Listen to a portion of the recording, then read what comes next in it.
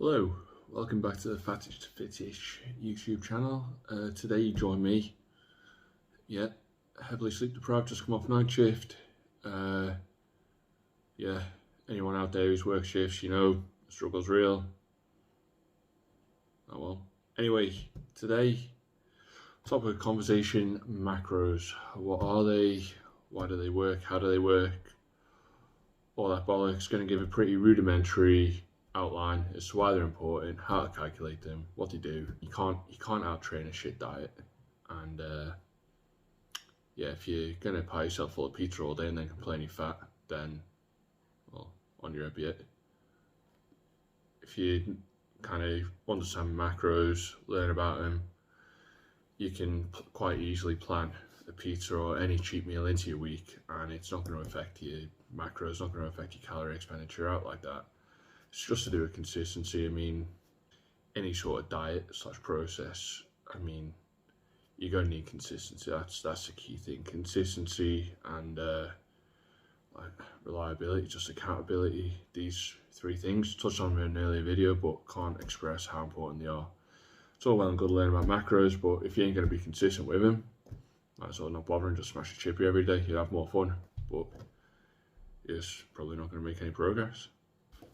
Also, going to throw it out there, you're going to see me looking down quite a lot because of my sleep deprived state. Unfortunately, can't memorize all the definitions of the macros and how I've worked things out, and the odd little number I've jotted down, so please bear with me. I'm just diving down to have a look at my notes. So, macronutrients, what are they?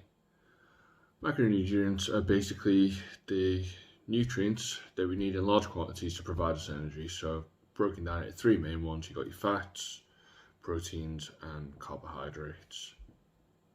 Right, so let's start with protein. Proteins are large complex molecules that do most of the work in the cells when it comes to regulation of body tissue structure and actual cell function. So what's this mean from a layman's term, i.e. average Joe, try to just make a bit of progress. Basically, protein will help repair, maintain and grow muscle tissue after training. So when you train, especially with resistance training, you're actually tearing the muscle fibers. As it heals bigger and stronger to take that load. It's essentially a trial by fire method of being able to perform. That's why that's what training is basically. So let's move on to fats. Fat, it's a fuel source, it's a major store of energy within the body.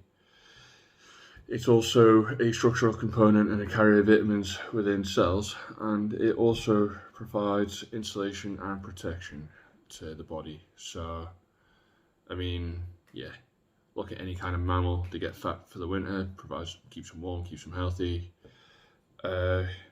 Realistically, like when you're setting up macros and stuff like that, you should aim to have about 20 to 35% of your diet. Ideally, somewhere within that range should come from fats. I'm not talking like just smashing like McDonald's every day. See, there's good fats, bad fats. We can go into that at a later stage, but realistically, it's a good energy source and it can also help protect against injury. So if you're doing repeated training, any endurance work, things like that, having a slightly higher fatty content in your diet can help massively with just recovery and just a bit of longevity to be able to train longer for harder. So carbohydrates, they are the naturally occurring sugars, starches and fibers found within your food. These get broken down into glucose, i.e. fuel.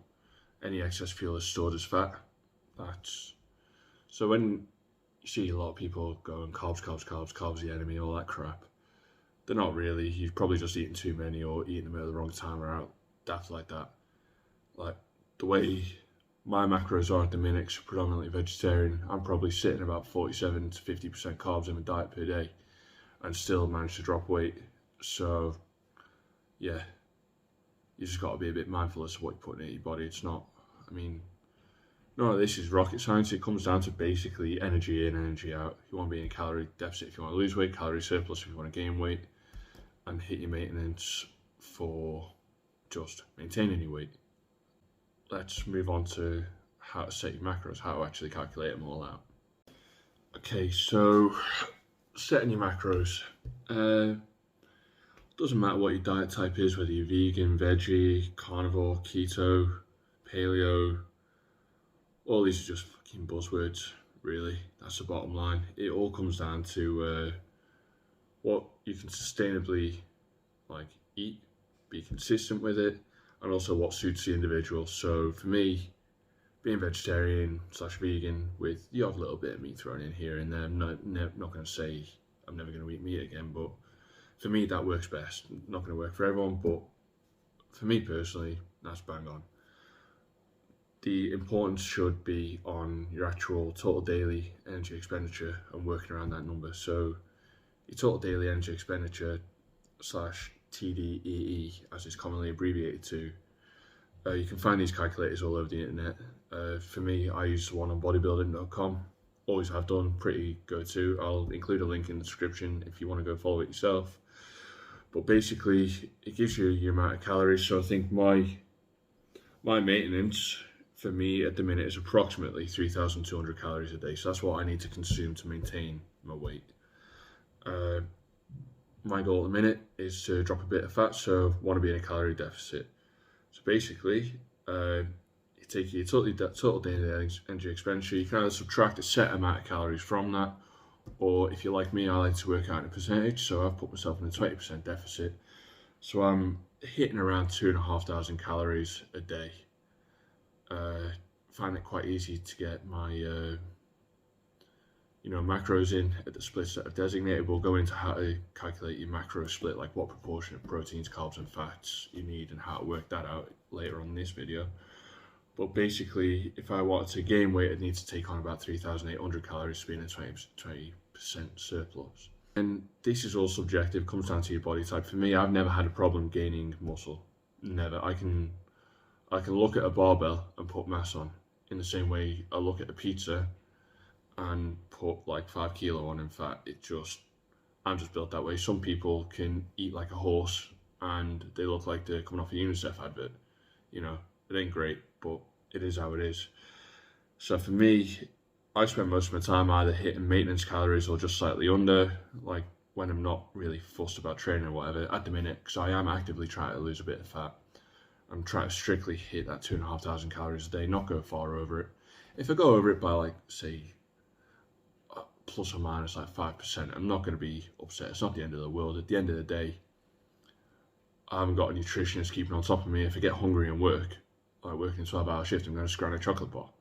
If I get snackish in the middle of the night, then happy hunting in the fridge, no dramas. But realistically, you really do, like, without setting these and having at least an understanding, you're going to really find it hard to progress.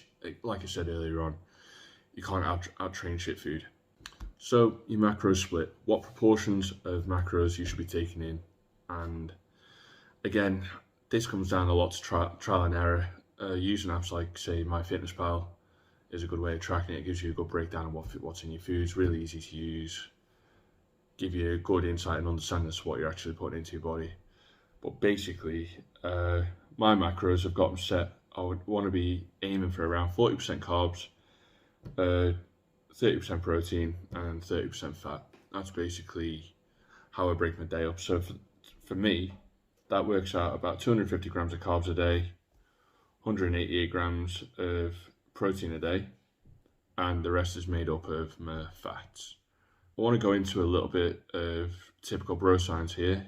The golden rule of like any sort of gym head or out like that is 1 gram of protein per pound of body fat. So for that, I should be hitting probably like, call it approximately 250 grams of protein a day.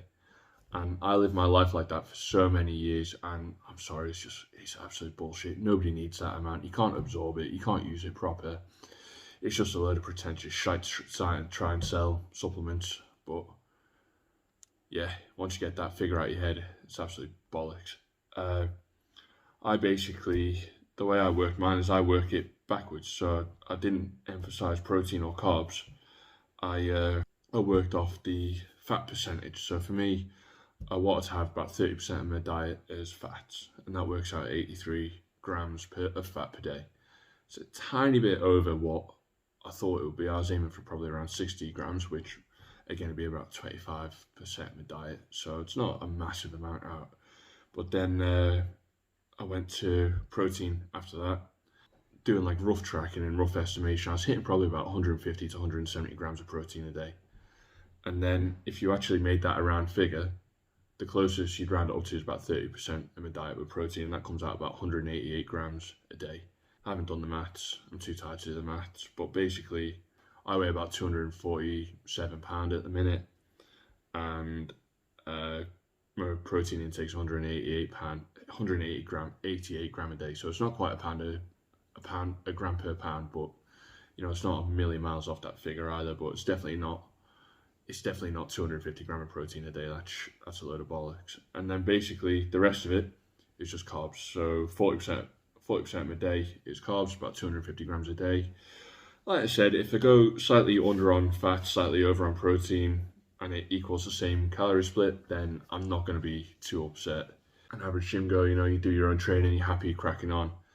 There's always going to be fluctuation in this. It's never going to be dialed in. You haven't got a professional kitchen, a professional team behind you, backing you. You just kind of got to get at it as best you can do, you know. And that's really the top and bottom of it.